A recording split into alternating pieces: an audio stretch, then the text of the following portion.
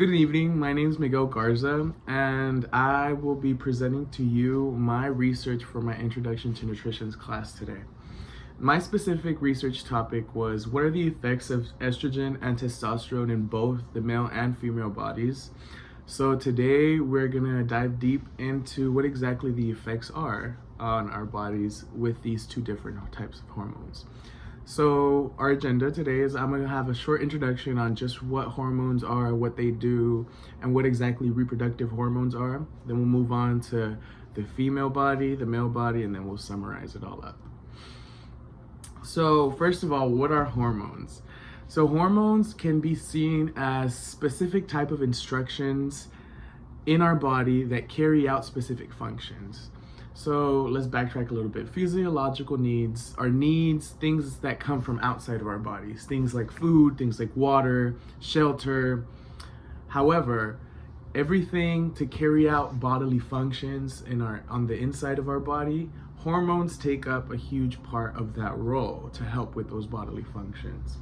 Why? Because what do hormones do? Hormones, like I said a little bit, hormones carry specific instructions. There's dozens and dozens of types of hormones. There's reproductive hormones, which we'll be talking about today, but there's all different kinds of hormones that help with hundreds of bodily functions. They help us metabolize, they help us grow, they help us do everything, basically. Anything that the body has to do for itself, react. Our fight or flight response comes from hormones as well.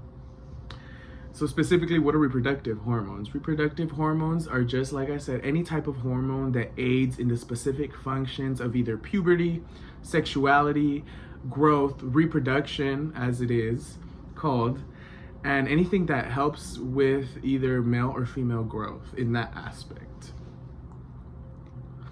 So let's move on to estrogen and testosterone in females and what exactly the effects are. So normal estrogen levels in females range from about 15 to 350 pg per ml, which is the unit used to measure estrogen levels in the body. However, when there's an overproduction of this hormone specifically, it can lead to breast tenderness in women, bloating, and mood swings. And when there's an underproduction of this hormone, it can lead to things like vaginal dryness, mood swings as well, and hot flashes. So estrogen is the hormone that's typically mostly found in women. It's obviously also found in men. That's what my research is talking about. But we're talking about the levels of these specific hormones in both males and females. So now we can move on to the testosterone levels in females. So a normal range for testosterone levels in females is about 15 to 70 ng per dl, which is the unit that we use to measure testosterone in the body. When there's an overproduction of this hormone, things like male pattern baldness, acne, and an increase in body hair growth can occur in women. However, when there's an underproduction of this hormone, things like fatigue, a low sex drive, and even decreased muscle mass can occur in women. So these are some of the effects that both of these hormones have on just the female body. So now we're going to move on to the male body. So estrogen and testosterone in males. We'll start off with testosterone, which is the hormone typically abundantly found in males. So testosterone levels that are in a normal range for a male range from about 300 to 1000 ng per dl.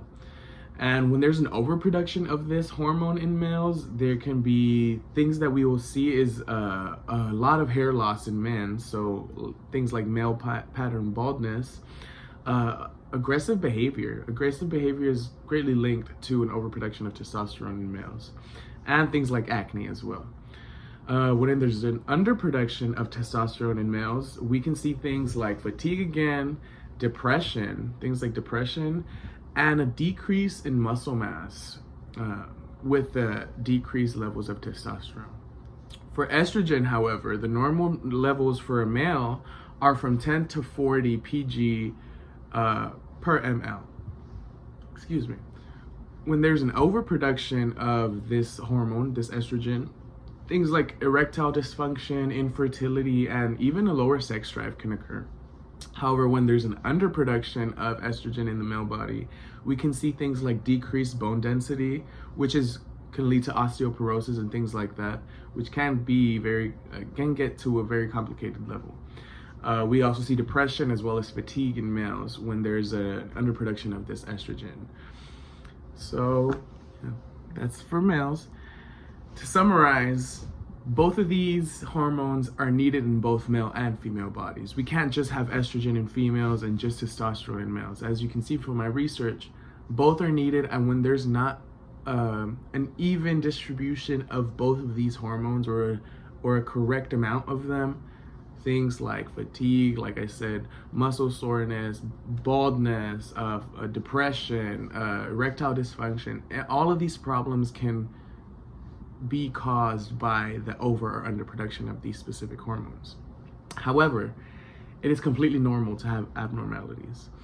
It is completely normal to have either one of this or one of that, because as we get older, as we age, as the stages of life hit us, our levels fluctuate. They're not constantly fluctuating, but they're never a straight line. Never a straight line. So it is completely normal to experience some of these symptoms, some of these signs and symptoms as you age, as you get older.